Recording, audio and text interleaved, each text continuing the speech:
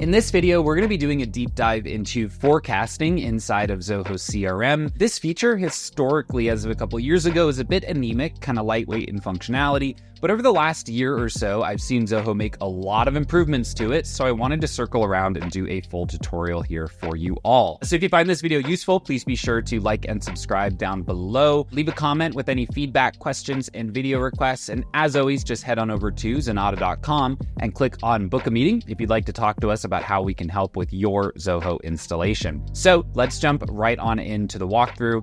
So here I am inside of the CRM. I've opened up the Forecast tab. Now, before we get into forecasts, I am actually going to show one other thing. So here I've got my role list. Now the roles are really, really important as we get into setting forecasts because at the end of the day, everything needs to roll up. And we're basically going to assign certain amounts of revenue that various users are responsible for that rolls up to our company target and forecast. So you do want to start by actually getting your roles all set up. In this demo account, I have a scenario where I have some B2B salespeople and a manager, and then I have some B2C salespeople and their manager. So with that baseline established, we're going to go into our forecast section. I'm actually going to jump into the top right and click on Edit Forecast Configuration. If you've never built a forecast before, you're going to get kind of like a little graphic image here with a button that says Configure. That's going to bring you exactly to this page. Now, let's run down this one by one. So first, you need to choose your forecast model and whether you forecast on a top-down basis or on a bottom-up basis. Now, the difference here is the way top-down works, I would set a revenue goal for my company. So let's say $1 million in a quarter. And then I would break that down into who's responsible for components and pieces of that revenue. But everything's going to need to sum up to $1 million.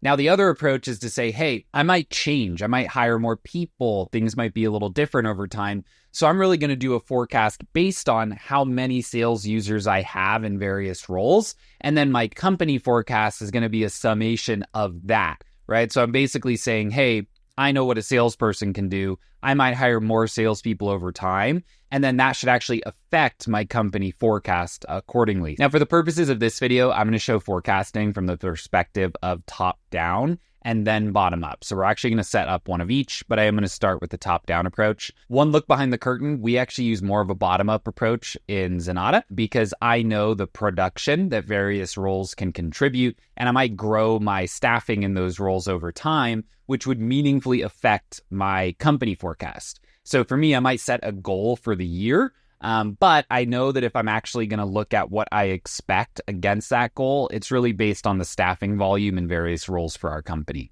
Now, next, we want to determine what we're going to base our hierarchy on. This is why I showed you the roles earlier. We're going to use the roles for setting this up rather than using territories. In your case, you can surely use the territory functionality, but for me, I do prefer roles. Last, we're going to choose what type of forecast are we looking at. So are we forecasting revenue, or are we forecasting quantity, or are we actually forecasting both? In my case, I'm going to look at revenue and I'm going to use the expected revenue field.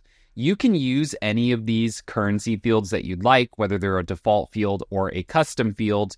I do like to use expected revenue because it gives me a bit more of an accurate look at what my expected revenue is for a given deal based on where it's at in my pipeline. So when you've gone in and actually set up your various deal stages, you'll assign each like a likelihood to close. And that's what this probability field represents. Right now, let's say 40% of deals that go to value proposition end up being closed won. But if I were to move this down the pipeline into proposal and price quote, for example, now my expected revenue is 7,500 because my probability of closing has actually gone up now that I'm further down that pipeline. So with that chosen, we're going to do our expected revenue. Last thing is just your fiscal year. You can change this at the company level, and then it will apply to your forecasting. In my case, I'm going to keep it simple with just a standard January start for my fiscal year. So now that I've set up those initial configurations, we're going to go ahead and create a forecast. Now you can do this on a quarterly or monthly basis. I'm going to do quarterly, and we're going to go with Q2 2025. That's the quarter that we're currently in. I'm not very creative, so I'm going to give this a name. And it's going to be Q2 2025 expected revenue. Now, you can actually filter your forecast to be for different things. So one thing I could actually do is have a forecast for B2B, right? I'd probably want to give it B2B in the name, and a separate one for B2C. In my case, I'm just going to look at a total company target here, but keep in mind, you can really slice these down as far as you'd like to. Sometimes we've had clients that have had 4 or 5 different forecasts per quarter because they have these different service lines and different target markets, and they want to be able to track those separately. So it's totally fine, but again, I'm going to keep it simple for the purposes of this walkthrough. Now we're really into the setting of our forecasts. Now keep in mind, we're going to do this first one in the top-down approach. Then we're going to delete everything and redo one on the bottom-up. So the way that you'd kind of go about doing it top-down is we want to add in first the total goal for our company. So let's say our goal for the company is $1 million. Now, what that means is that each of these subgroupings, CEO, let's say, should roll up to 1 million. And then B2B sales manager and sales users need to roll up to that million as well. But what you'll find is that once you have a branch, meaning a B2B or B2C, is really where you can start to allocate revenue a bit more intentionally. If you just have like a straight line hierarchy, you might find this tool isn't really necessary. So let's say that B2B is kind of where we make a lot of our money. So we're going to say we're going to do 750,000 in our B2B sales. And then maybe we're going to do 250,000 in B2C sales. Now, what you'll notice is, I'm going to get rid of that. Before I type in this 250,000 here, you're getting a little flag. The reason for that is basically saying, hey, dude, these aren't summing, right? Everything that's below, everything that's directly one level below the CEO role needs to sum to that CEO role. So once I put in 250,000 here, that goes away. Now, if I were to put in 500,000, it's going to come back and it's going to say, hey, dude, you've overshot this, right? You're actually estimating more revenue. That'd be an opportunity where you could come in and change it. You could say, hey, okay, I'm going to increase my forecast. Or you could just come in and kind of fix this and make sure that everything lines up. Now that we've added those manager totals, however, what we'll see is that now these need to be summed of the ones underneath them, right? So last, I'm going to put in my B2B sales users. They should all sum up to 750,000. And same with our B2C users. Those should all sum up to 250,000. Now, here's where you really get into the nitty gritty if you have a lot of users, right? Because these targets, while they do need to sum up to the parent role, they don't all need to match. So if I had 5 different users in the B2B sales team, I might give them different quotas, right? I might say, hey, this guy, they're really good. This other person's newer and they're going to be responsible for less of the total quota. So you can surely make those adjustments just based on exactly what you need. Now, what you will find is that users in management roles like this demo admin can be assigned quotas, but it can throw things a little bit out of whack because anything that's assigned to this demo admin, for example, I would need to subtract out from these child roles. So if you're in a position where like, hey, CEO, they're still on the phone closing deals, you'll just need to factor that into exactly how you set up these forecasts. So now I'm going to go ahead and click save. It's going to create this forecast, so we'll be right back with you in just a moment. All right, so now that we've set that up, this is kind of the page that you're going to click into to view how we're doing in this forecast. So let's go through this one by one. So up in the top left, performance trend is basically going to show you the deals that have moved into closed won against that kind of running target of where we'd like to be. We're going to actually go in and like close win some deals together and we'll look at how these change. Achievement comparisons, this is really just stacking up the revenue by day. And then down below, we can see for each role and for each user within a role, how they're tracking against their target in terms of that achieved value, as well as how many open deals they actually have in pipeline. Again, looking at that expected revenue amount. So if we jump over to our pipeline here, I've moved the ownership of all deals over to that demo user role, kind of being like our salesperson. So let's take a look at what would happen if a deal were to get closed won. So let's say we had a big old deal here for $100,000, some type of big migration project based on the name. And let's say this goes to closed won. We got it, right? We got the business. We won this. How's that going to affect our graphs? So I'm going to come back over and hit this with a little refresh here. And what we'll want to take a look at, actually, I'm going to update this closing date. It's in the future. Just a little data entry error. Let's say we had closed this on the previous Friday. Give this one more refresh. So now coming back into our forecasting page, what we can see is that as of April 11th, this little green line is ticked up, kind of making progress towards the blue line where we want to end up. And then if we dive in and actually look at our particular roles, we can see, hey, the manager has achieved this amount, right? And the reason for that is because their team closed a deal that was worth a lot of money, right? So they've actually now achieved this amount of their forecast so that we can see how they're tracking against that. We can also, again, keep an eye on those open deals that could be adjusting over time, where all of this is just based on deals, expected values, and where they're going to close within our quarterly forecasts. So with that done, kind of looking at that top-down view, I'm going to now show a way to set up a bottom-up view that's going to give you more insight into how things might change and adapt over time if you were to grow certain teams or roles within your organization. So to do that, actually one more thing I will show you. Over here on the right, there is this Create for Next Period button. If your forecasts are pretty similar over time, you can kind of clone them. So a little bonus tip before we jump into the bottom-up. So for that, I am going to delete this. I'm going to get rid of our top-down forecast. Then I'm going to come in. I'm going to edit our forecast configuration, and we're going to set up a bottom-up forecast using all the same settings. So we're going to change that. It just does a little wording saying like, hey, you're fundamentally changing this. Any of your old data is not going to make sense anymore.